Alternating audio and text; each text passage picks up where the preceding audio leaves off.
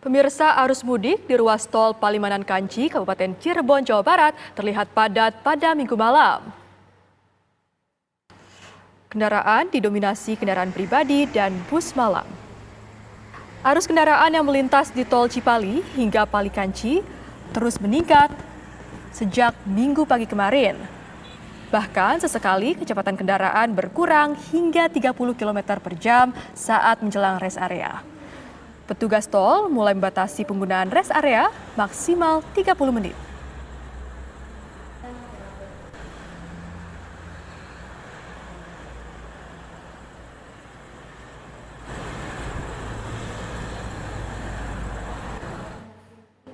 Lalu bagaimana situasi arus mudik pada pagi hari ini? Kita bergabung dengan rekan-rekan kita yang sudah berada di lapangan. Ada Haidar Fasyal di Kalimalang, Jakarta, Agung Prasetyo di Cikampek, dan Agus Sabtono di Exit Tol Colomadu, Boyolali, Jawa Tengah.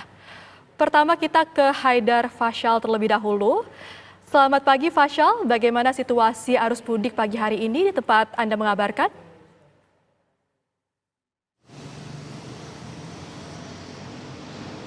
Ya, selamat pagi Jasmine dan juga pemirsa. Memang 5 hari jelang Hari Raya Idul Fitri ini sudah dimanfaatkan oleh masyarakat untuk melakukan mudik ke kampung halaman masing-masing. Tidak hanya dimanfaatkan oleh para pemudik yang menggunakan transportasi umum dan juga kendaraan roda 4, namun juga dimanfaatkan oleh para pemudik yang mudik dengan menggunakan kendaraan sepeda motor. Nah, di tempat saya mengabarkan saat ini, tepatnya di daerah Kalimalang, lebih tepatnya lagi di Sumber Arta. Memang kami memantau sejak pukul 3 dini hari tadi ini arus lalu lintas di tempat kami mengabarkan terpantau ramai lancar.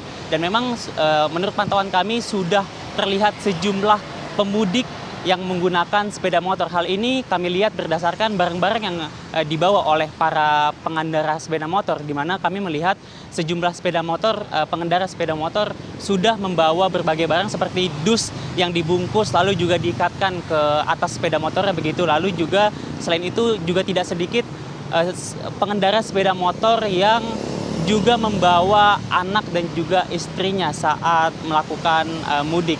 Dan juga memang meskipun demikian, kami bisa informasikan bahwa untuk saat ini di tempat saya mengabarkan belum ada kepadatan ataupun kelonjakan signifikan dari kendaraan yang hingga membuat kemacetan begitu. Karena memang di tempat saya mengabarkan sendiri ini diprediksi baru akan mengalami kemacetan pada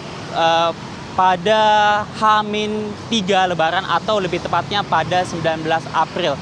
Oleh sebab itu, hingga sampai saat ini pun di tempat saya mengabarkan belum terjadi kelonjakan signifikan. Untuk sementara kami kembalikan ke studio, Jasmine. Baik, dari Haidar Fasyal, kita beralih ke Agung Prasetyo di Cikampek. Selamat pagi Agung, bagaimana di tempat Anda mengabarkan saat ini? Apakah sudah terlihat peningkatan arus kendaraan pemudik? Baik, selamat pagi Jasmine, juga pemirsa. Informasi terbaru pantauan arus mudik Lebaran pada H-6, di mana pada pagi hari ini arus lalu lintas di ruas tol Jakarta Cikampek terpantau cukup ramai dan lancar. Memang meskipun lancar tidak terlihat adanya lonjakan yang cukup signifikan pada pagi hari ini, tetapi kendaraan yang datang dari arah Jabodetabek ataupun dari arah Jakarta menuju ke arah Palimanan melalui exit gerbang tol Cikampek Utama ini memang terus didominasi oleh kendaraan pribadi. Selain itu juga banyak kendaraan-kendaraan bus antar kota dan antar provinsi.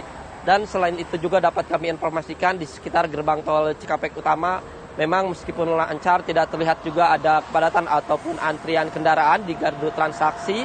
Memang pihak Jasa Marga juga membuka lebih banyak gardu transaksi ke arah Jawa ataupun ke arah Palimanan, yakni yang semula 7 gardu transaksi sekarang yang dibuka 9 gardu transaksi ditambah dengan 8 gardu satelit. Selain itu juga memang pada hari kemarin Jasa Marga mencatat untuk kendaraan yang melintas di ruas tol Jakarta Cikampek melalui exit gerbang tol Cikampek Utama ini yang mengarah ke arah Jawa Tengah ataupun Jawa Timur sebanyak kurang lebih 30.000 lebih kendaraan. Artinya setiap harinya ada mengalami peningkatan volume kendaraan pemudik yang meninggalkan Jakarta.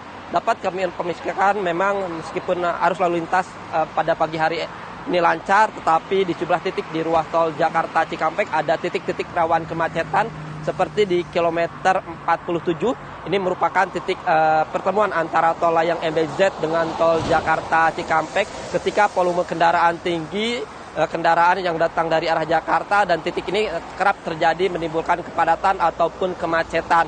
Selain di titik rawan kemacetan di kilometer 47, titik kemacetan juga terjadi di titik rest area kilometer 57. Ini merupakan ketika banyaknya volume kendaraan yang akan beristirahat ataupun mengisi bahan bakar di tempat rest area ini, karena rest area ini merupakan rest area pertama setelah tol layang MBZ, sehingga banyaknya aktivitas keluar masuk pengendara, sehingga ketika banyak pengendara yang beristirahat dan antrian ini mengular ke bahu jalan sehingga menimbulkan kepadatan ataupun kemacetan. Untuk mengantisipasi kepadatan ataupun kemacetan di titik rest area kilometer 57, pihak kepolisian akan menyiapkan skema rekayasa lalu lintas seperti nantinya akan membuka sistem buka tutup rest area. Selain itu juga membatasi para pengendara ataupun pemudik yang akan beristirahat di rest area kilometer 57 hanya membatasi sekitar 30 menit.